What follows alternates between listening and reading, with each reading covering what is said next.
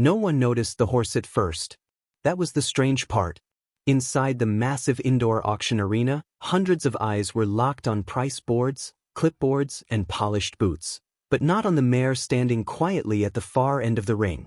She was tall, powerful, her chestnut coat glowing under the arena lights, muscles rippling beneath skin that carried the memory of wild wind and open land.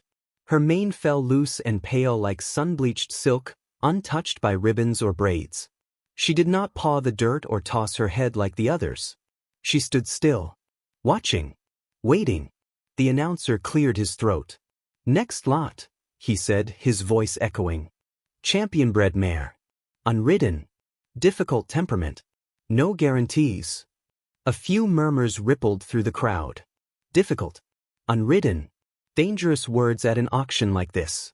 The handlers hesitated as they led her forward. Even they seemed unsure, keeping just enough distance to move if she decided she'd had enough.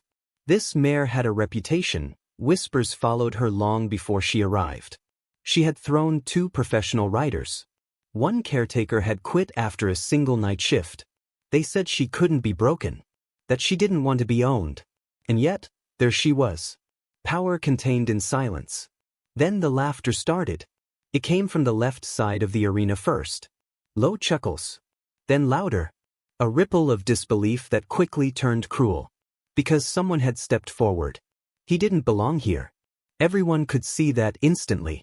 The man stood near the back railing, half in shadow. His jacket was faded and frayed at the cuffs. His jeans were torn at one knee, dust ground permanently into the fabric. His boots were worn so thin the leather bent like cloth. His hair, gray, untrimmed, caught the light in uneven strands, and his beard told a story of months without a mirror. A homeless man. At a championship horse auction. Someone laughed openly now. Another shook their head. A woman near the front whispered something sharp to her companion, eyes flicking toward security. The man didn't flinch. His eyes were on the mare. Not her price. Not the crowd. Not the judges. Just her. The mare shifted her weight, ears twitching. For the first time since entering the ring, her head lifted slightly. Her dark eyes locked onto him. The announcer frowned. "Sir," he called out, uncertain. "Are you registered?" The man raised his hand. "I'm bidding," he said calmly. The laughter exploded. This was entertainment now. Phones came out. Smirks spread. A few wealthy bidders leaned back in their seats, amused. Let him try. Let him embarrass himself. The opening bid was announced, high, as expected for a mare with championship bloodlines despite her reputation. Immediately, polished hands went up. Numbers climbed fast. 10,000. 20. 30. The homeless man didn't move. Not yet. As the price rose, the crowd relaxed. Of course. This was ridiculous. He wouldn't last 5 seconds. But the mare's attention never left him. Every time the gavel struck, her muscles tightened. Every new bid made her tail swish once, slow and deliberate. She was listening, measuring, as if she understood that this place decided her fate. One of the caretakers watching from the side, an older woman named Ruth, who had spent 3 quiet weeks feeding the mare alone after everyone else refused, felt her chest tighten. She knew that look in the horse's eyes. It wasn't fear. It was recognition. At 40,000, the bidding slowed. At 50, several hands dropped. At 60, only 3 bidders remained, all wealthy, all confident, all utterly uninterested in the man at the back. Then the announcer called, 65,000. The man raised his hand. Silence fell like a curtain. The laughter died mid-breath. Security stiffened. Heads turned. Even the auctioneer froze for half a second, unsure whether he'd seen that correctly. "You are bidding?" the announcer asked again. "Yes," the man said. The pause. Then, reluctantly, the auctioneer nodded. 65,000 from the back. Gasps followed. Someone scoffed. "This is a joke." Another voice snapped, "Does he even have money?" The man lowered his hand but kept his eyes on the mare. She took a single step forward. Just one. Ruth's breath caught. No one else noticed. Not the crowd. Not the bidders locked in silent battle. But Ruth saw it. That step wasn't resistance. It wasn't panic. It was choice. The bidding surged again, sharper now, competitive. 70. 75. 80. The man waited. His hands were steady. His breathing slow. Inside his jacket pocket, his fingers brushed against a folded photograph, edges soft from years of handling. A younger version of himself stood beside a horse nearly identical to the mare in the ring. Same fire, same watchful eyes. That life was gone now. Taken piece by loss, by bad decisions, by grief that didn't care how strong you once were. But some bonds don't break. They wait. At 90,000, only one bidder remained against him. A sharply dressed investor known for flipping horses for profit. He smiled thinly, confident this would end soon. 95, the investor called. The auctioneer looked toward the back. The man raised his hand. 100,000. The room erupted. Shouts. Protests. Disbelief. Security took a step forward. The auctioneer hesitated, sweat beading at his temple. Sir, he said carefully, this is a binding bid. The man nodded. I know. The mare exhaled, long and deep, as if she'd been holding her breath all along. And somewhere in that roaring arena, beneath the noise and judgment and shock, something quiet and unstoppable had already begun. The silence didn't last long. It shattered into chaos. Voices clashed across the auction hall, some angry, some mocking, some openly demanding answers. The auctioneer raised both hands, trying to restore order, but the damage was already done. The moment the homeless man's bid crossed 6 figures, the room changed. This was no longer entertainment. This was a problem. Security moved closer. Sir, one of them said quietly but firmly, we're going to need proof of funds. The man didn't argue. He reached into his jacket slowly, deliberately, slow enough not to alarm anyone, but steady enough to show he had nothing to hide. He pulled out an old, battered leather wallet and handed it over. A few people laughed again. Nervous laughter this time. The guard opened it. Inside wasn't cash. No credit cards. Just a folded bank slip.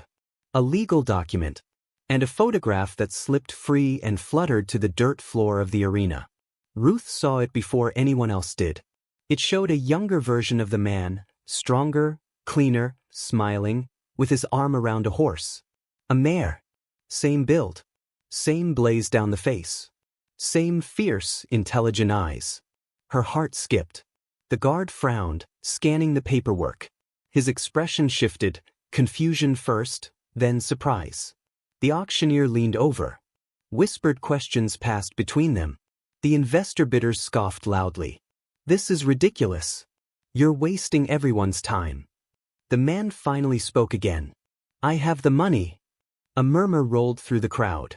The auctioneer cleared his throat. Sir, according to this document, you recently received a settlement. Yes. For an equine training accident. Nearly 12 years ago.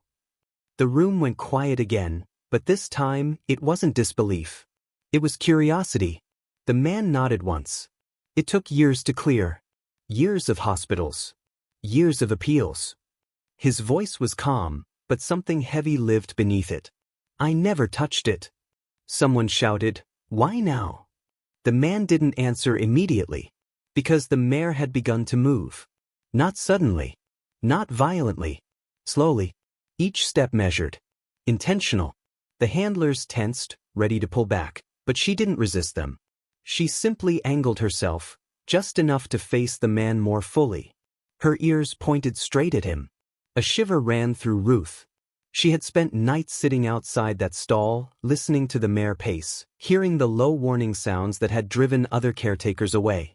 This horse trusted no one. She flinched at ropes. Snapped at unfamiliar hands. Refused every rider.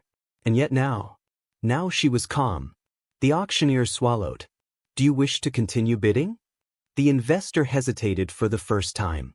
95,000 is my limit, he muttered, more to himself than anyone else. 100,000, the auctioneer repeated. Going once. The mare stamped once. The sound echoed like a gunshot. The crowd jumped. Going twice. She doesn't want him. The voice came from the stands. A young man stood abruptly, pointing toward the mare. That horse is dangerous. Everyone knows it. She put 2 riders in the hospital. One almost died. The words hit like stones. The mare tossed her head sharply now, tail lashing. The tension returned in an instant, thick and electric. Ruth felt it too, the fear creeping back, fed by the crowd's judgment. This was how it always happened. The horse reacted to the energy around her. To anger. To accusation. The homeless man took a step forward. Security stiffened. But he didn't reach for her. Didn't raise his voice. Didn't even look at the crowd. He spoke to the mare. Softly. "It's all right," he said. "I hear them too." The mare froze. Dead still. You could hear breathing again, dozens of shallow breaths held too long. The man took another step, stopping well short of the handlers. Close enough for the mare to smell him. Leather. Something old. Something familiar. Ruth's eyes filled with tears before she understood why. Because the mare lowered her head. Just an inch. But it was everything. The auctioneer forgot his place. The investor stared in disbelief. Phones were forgotten now. No one laughed. No one spoke. This wasn't about money anymore. This was about recognition. Ruth remembered the files. The bloodline. The original trainer who had disappeared from the industry after a catastrophic accident. A gifted horseman, they'd said. Too gifted. Trusted instincts more than rules. She looked at the man again. And saw him. The way he stood. The way he breathed with the horse instead of at her. "Oh my God," Ruth whispered. "It's him." The caretaker next to her frowned. "Who?" "The original trainer," she said. "The one she was bonded to before the accident." In the ring, the mare stepped closer. One step. Then another. The handlers let go without realizing they had. The man didn't move. Didn't reach out. Didn't rush. When the mare's nose brushed his sleeve, he closed his eyes. The crowd watched a wild thing choose. The auctioneer's voice cracked. Sold. The gavel struck. $100,000. To the man they had laughed at. To the man with nowhere to go. To the man the horse had never forgotten. The arena erupted, but not with laughter. With awe. And as the noise surged around them, man and mare stood perfectly still, reunited in the only language that had ever mattered. Trust. Winning the bid didn't end the tension. It sharpened it. The applause faded into uneasy murmurs as reality set in. Paperwork had to be signed. Arrangements made. Liability acknowledged. The crowd slowly filtered out, but many lingered, drawn by the same question hanging in the air. What happens now? The man stood beside the mare as officials approached, clipboards in hand. Up close, the scars on his hands were visible, old, pale lines crossing his knuckles and wrists, the kind you don't get from one bad day but from a lifetime of horses that fought you before they trusted you. "Sir," the auction manager said carefully, "we'll need transport details. Stable address. Insurance confirmation." The man nodded once. "I don't have a stable." That landed harder than any insult earlier. A few heads snapped up. Someone muttered, "Unbelievable." Ruth stepped forward instinctively. "He can stay with us," she said before she'd fully thought it through. "Temporarily. We have an isolation paddock." The manager hesitated. "You know her history." "I do," Ruth said. "And I know his." The mare shifted again, hooves scraping softly. The familiar edge crept into her movements, the warning signs Ruth knew too well. Too much noise. Too many eyes. Too much pressure. The man noticed instantly. "Easy," he murmured, turning his body slightly sideways. Non-threatening. "Open. We're not staying." Her breathing slowed. But not enough. As they led her out of the ring and toward the holding corridor, something spooked her. A sudden clang of metal, a door slamming shut. The mare's head snapped up. Her body coiled like a spring. "Watch it," a handler shouted. Too late. She reared. The force of it sent one handler stumbling backward. The rope burned through another's hands. Panic rippled fast and ugly. Someone screamed. Security surged forward. Ruth's heart slammed against her ribs. This was the moment everyone had warned about. The proof they'd been waiting for. Dangerous. Unmanageable. A mistake. The mare came down hard, hooves striking concrete. Her eyes rolled white. She lashed out blindly, fear overtaking reason. The man moved. Not toward her head. Not toward the rope. Toward her shoulder. "Don't," Ruth whispered. "One wrong step and—" He placed his palm flat against her neck. The mare froze. Not instantly. Not magically. But gradually, like a storm breaking apart one cloud at a time. His hand didn't grip. Didn't push. It rested there, steady and warm, grounding her in something she remembered. "Breathe," he said, quietly enough that only she could hear. And somehow, she did. The handlers backed away slowly, stunned. The mare lowered her head, sides heaving. The fight drained out of her, replaced by trembling exhaustion. The corridor was silent except for her breath. The manager wiped sweat from his brow. "If she hurt someone," he said tightly, "this is over." The man nodded. "She won't." "How can you be so sure?" He looked at the mare, then back at them. "Because she doesn't want to." They loaded her without incident, but the unease followed them like a shadow. The transport truck pulled into Ruth's facility just as dusk fell, the sky streaked with deep orange and violet. The paddock was quiet. Isolated. Or so they hoped. That night, the man didn't leave. He sat on an overturned bucket outside the mare's enclosure, jacket pulled tight against the cold. No bed. No phone. Just him and the sound of hooves shifting in the dark. Ruth brought him coffee. "You can sleep inside," she said gently. He shook his head. "She won't." As if on cue, the mare paced the fence line, restless, agitated. Every time he shifted closer, she slowed. Every time he moved away, her steps quickened. Ruth watched the pattern emerge. "She's guarding you," she said softly. He gave a tired smile. She always did. That night, the past finally surfaced. He told Ruth about the accident. The fall that crushed his leg and shattered his career. The months in hospitals. The letters that stopped coming. The horse taken away while he was unconscious. "I thought she forgot me," he said. "I thought, maybe it was better that way." Ruth swallowed hard. She never stopped waiting. Near dawn, a sharp crack split the air. The mare bolted. The fence groaned. "Fence!" Ruth shouted, running. The mare slammed into the boards, panic surging again. Something unseen, unheard, but real enough to her. The old fear returned, bigger this time. Louder. The man stood up slowly. Didn't run. Didn't shout. He stepped into the paddock. Ruth's breath caught. "You can't." But he was already there. The mare charged him. Straight on. Time seemed to slow. The thunder of hooves, the gasp from Ruth's lips, the certainty of disaster. And then the mare stopped. So close her breath warmed his chest. She shook, head low, torn between instinct and memory.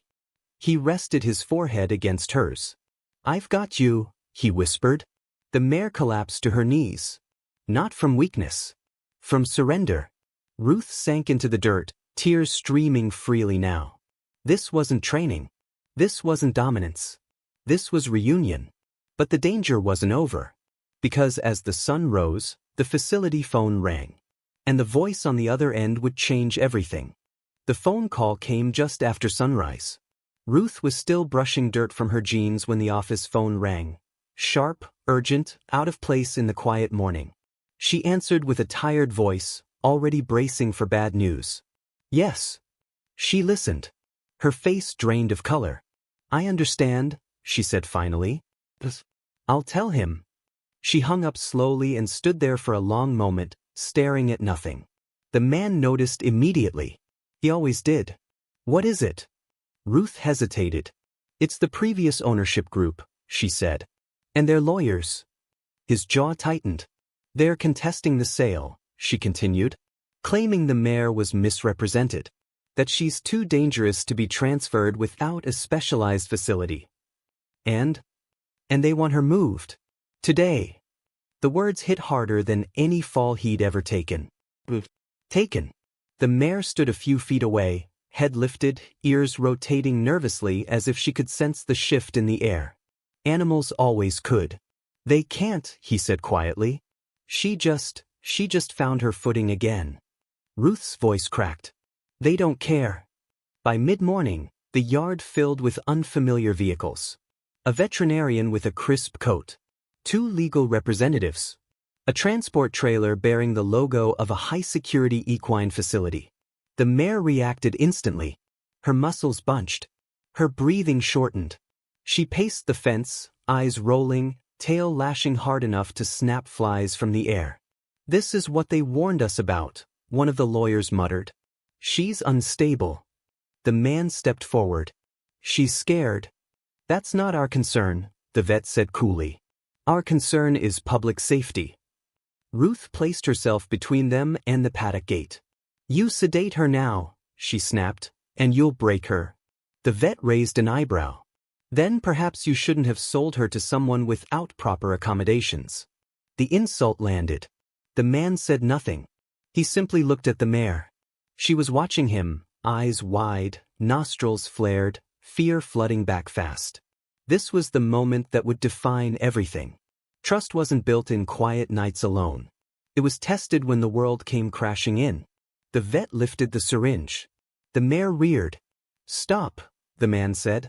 They ignored him. He stepped into the paddock. Ruth shouted his name. Security tensed. The mare spun, hooves striking the ground like thunder.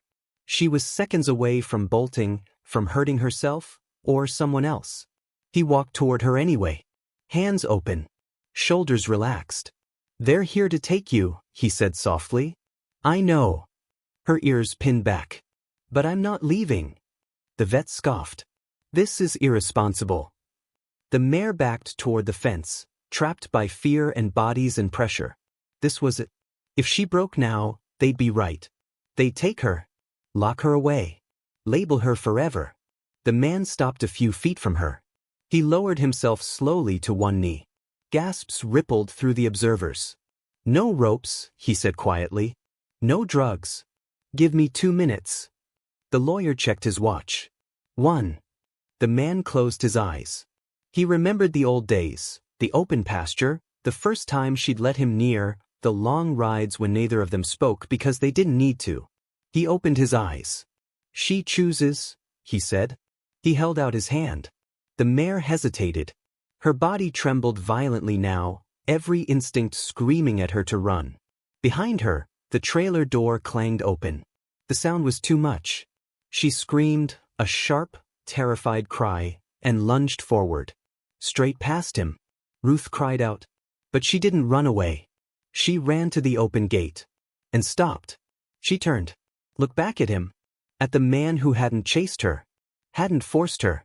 Hadn't demanded obedience. The entire yard held its breath. The mare walked back. Step by step.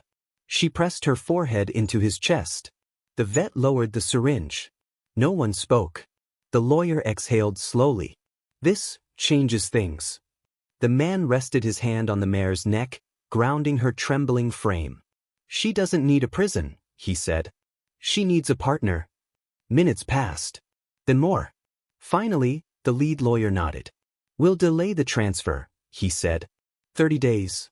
Evaluation period. If she remains incident-free. Ruth let out a sob she hadn't realized she'd been holding. The trailer doors closed. The vehicles left. The yard emptied. The man sank onto the grass, exhaustion finally winning. The mare stayed with him, standing guard, her body angled protectively between him and the world. But victory came with a cost. Later that evening, Ruth found him staring at the horizon, expression heavy. They'll be back, he said. And next time, love won't be enough. Ruth sat beside him. Then what will be? He looked at the mare. Proof. The 30 days passed slower than any auction countdown ever could. Every sunrise brought a new test. Every sunset carried the weight of a deadline. The evaluation period wasn't gentle, it was thorough, clinical, and unforgiving. Professionals arrived in pairs, clipboards in hand, eyes sharp for any sign of instability. They watched how the mare ate, how she moved, How she reacted to sudden sounds, unfamiliar faces, and controlled stress. They watched him. The man never pretended to be more than he was. He didn't hide his lack of wealth or polish. He didn't dress up his past or apologize for it. He showed up every morning before dawn and stayed until night wrapped the paddock in quiet again. He brushed the mare slowly, spoke little, listened always. At first, she tested him. On the 5th day, she refused to leave her stall. On the 10th, she snapped at a handler who moved too quickly. On the 17th, she spooked hard at a flapping tarp and nearly bolted. Each time, the observers made notes. Each time, the man waited. He didn't correct her fear. He didn't punish her reactions. He stood with her until she found her footing again. That's not standard practice, one evaluator said skeptically. It's her practice, the man replied. By the 3rd week, something changed. The mare began to seek him out. She walked to the gate when she heard his footsteps. She lowered her head without being asked. She stood calmly while others passed close, still watchful, still powerful, but no longer trapped inside herself. Ruth saw it first. She's not being managed, she whispered to another caretaker. She's choosing. The final evaluation came on a cold, clear morning. A small audience gathered, lawyers, veterinarians, trainers, and a few quiet onlookers who had heard the story and couldn't stay away. Cameras hovered at a distance. Even the investor from the auction appeared, arms crossed, curiosity outweighing pride. The test was simple on paper. Unpredictable noise. Controlled pressure. A rider approach. Simple. But for this mare, it was everything. The vet nodded to the man. You may begin. He walked into the paddock alone. No saddle. No bridle. Just him.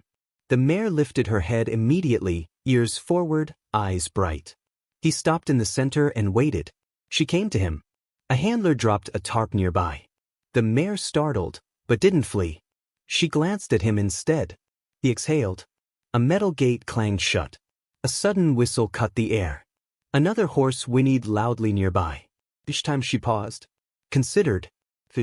Then came the hardest part. A young rider approached, lightweight, experienced, calm. The kind they'd chosen carefully. The mare tensed. This was the line she had never crossed again. The rider stopped several feet away and waited. The man stepped back. Just one step. The mare's head snapped toward him, fear flickering. He raised his hand, not commanding, not beckoning. Just present. You decide, he said. The rider took one step closer. The mare shifted. The crowd held its breath. Then, slowly, she lowered her head. The rider placed a hand on her neck. She didn't flinch. When the rider swung up, there were tears in Ruth's eyes and silence so complete it felt sacred. The mare stood, grounded, free. The rider dismounted almost immediately. No victory lap. No show. None was needed. The vet removed his glasses and wiped them carefully. In all my years, he said, voice unsteady, I've never seen trust like that. The lawyer nodded. The sale stands. Applause broke out, not wild, not loud, but deep and full and honest. The man leaned against the fence, overwhelmed. He hadn't won a horse. He'd gotten his life back. Weeks later, the mare was moved, but not to a facility. To open land. A sanctuary partnership offered space, support, and long-term security. The man was hired not as a handler, not as a trainer, but as a caretaker. Respected. At night, he slept in a small cabin overlooking the pasture. Every morning, the mare waited at the fence. And sometimes, when the light hit just right, it looked like she was smiling. If this story moved you, if it reminded you that worth isn't always visible, and trust can survive even the deepest losses, take a moment to like, share, or subscribe. Because stories like this don't belong to one man or one horse. They belong to all of us. And sometimes the ones everyone laughs at are the ones who change everything.